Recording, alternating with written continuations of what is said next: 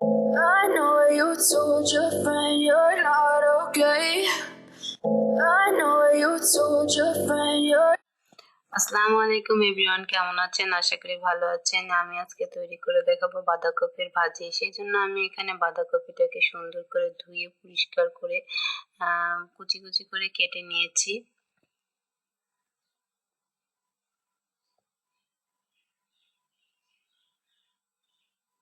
রান্না করার জন্য আমি বাঁধাকপিটাকে চুলায় দিয়ে দিয়েছি।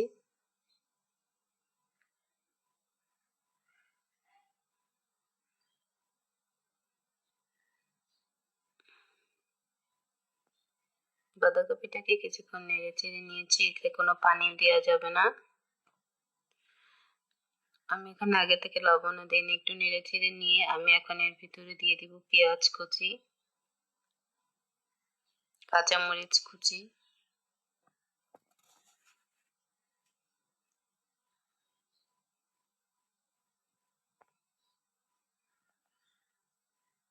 দিয়ে দিব স্বাদ মতো লবণ।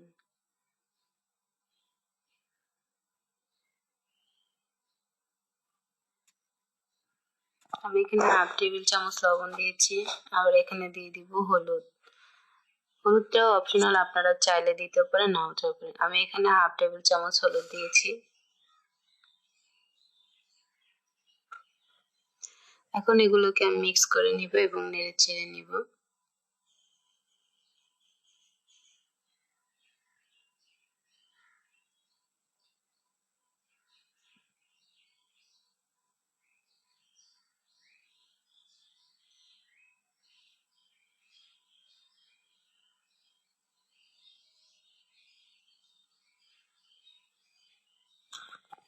দেখুন বাঁধাকপিটাকে আমি মিক্স করে নিয়েছি এবং বাঁধাকপিটা প্রায় আমার সিদ্ধ হয়ে গিয়েছে। আমি এটাকে কিছুক্ষণ ঢাকা দিয়ে রেখে দিয়েছিলাম।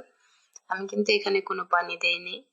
এর থেকে যে পানি বের হয়েছে ওতেই আমার বাঁধাকপিটা সিদ্ধ হয়ে গিয়েছে।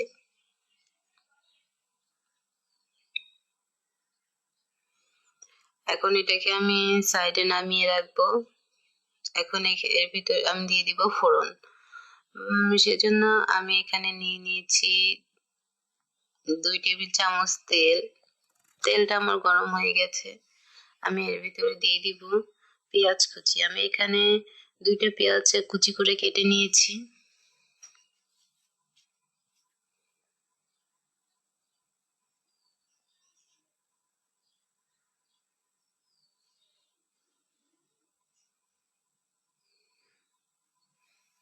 এখন এর ভিতরে দিয়ে দিব 2টা শুকনো মরিচ আমি ছোট করে কেটে নিয়েছি। পেঁয়াজটাকে একটু বাদামি করে ভেজে নিব। জালটাকে মিডিয়ামে রেখে নিতে হবে যাতে পেঁয়াজগুলো পুড়ে না যায়। দেখুন আমার পেঁয়াজটা হয়ে গেছে। আমি এখন এখানে দিয়ে দিব 1/2 টেবিল চামচ কালো জিরা। এটা আপনারা চাইলে দিতেও পারেন, নাও পারেন। কালো জিরাটাকে একটু ভেজে নিয়ে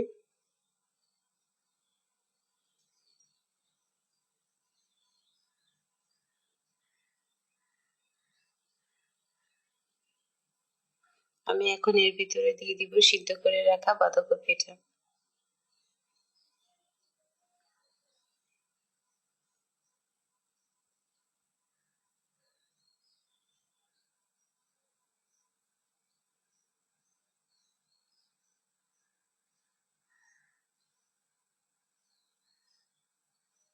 দিয়ে এটাকে ভালো মতো আমি এখন মিক্স করে নেব। খুব অল্প সময়ে মজাদার এই বাঁধাকপি ভাজিটা আপনারা বাসায় তৈরি করে নিতে পারেন। দেখুন তৈরি হয়ে গেল মজাদার এই বাঁধাকপি ভাজি।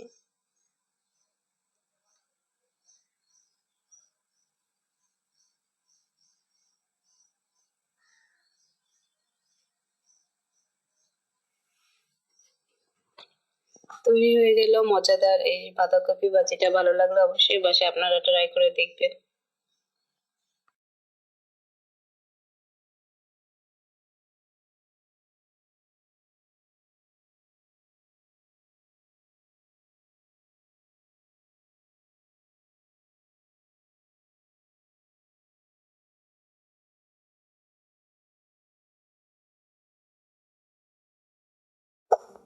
there.